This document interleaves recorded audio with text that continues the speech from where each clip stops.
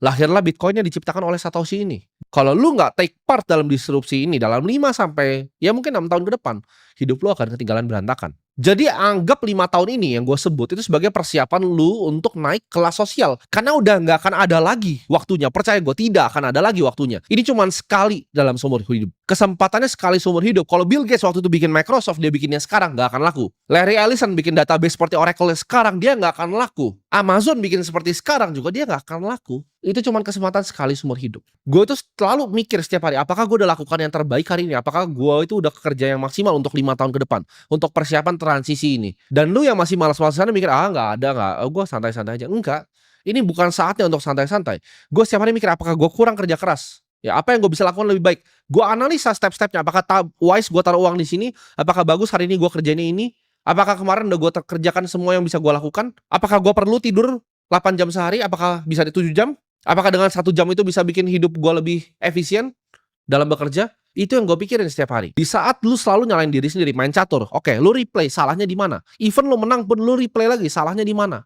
Itu cara lu cepet untuk jago main catur. Sama, lu main game pun sama. Di saat gue dulu main game namanya League of Legends, itu yang di copy sama Mobile Legends sampah itu. Setiap kali gue main, itu gue nonton replaynya. Mau gue menang atau gue kalah.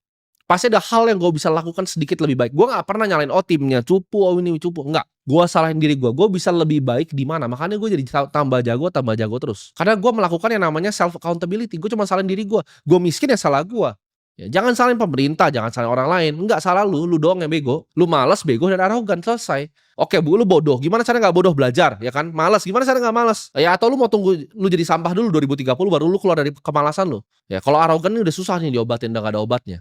Gue tahu satu pun dari kalian ya, 1,7 juta yang ada di channel gue ini tidak ada yang kerja keras lebih dari gue, tapi gue lebih ketakutan, percaya nggak, dibanding kalian semua. Gue lebih ketakutan akan 2030 ini dibanding kalian semua, karena ini gue tahu ini kesempatan sekali dalam 100 tahun. Ini bukan dekade, ya ini sekali dalam 100 tahun. Dan lu pecundang di balik layar sana, ya lu cuma mikir, weekend ini apakah Sabtu dan Minggu ini waktunya gue untuk time off, ya. Apakah gue untuk chill day, santai, ya mau hari yang santai, nggak ada, ya. Gue kasih tau lu, untuk orang seperti gue ya, mikirin waktu santai adalah hal paling stres yang gue bisa lakukan. Kenapa? Karena di saat waktu gue santai, ya, anggaplah kayak lu suka tidur siang gitu kan, lu main TikTok, scrolling cewek, terus lu tidur siang. Lu tidur siang, lu tuh apa? Lu bayi gitu kan. Bayi 1 tahun, 2 tahun tidur siang. Siapa yang tidur siang? Gitu.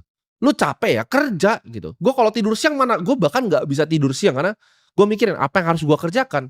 Gue kalau Tuhan kasih gue untuk bisa nggak tidur, gue pun pilih untuk nggak tidur. Karena sebelum tidur pun yang gue pikirin adalah apa yang bisa gue kerjain ya, apa yang bisa gue kerjain lebih baik.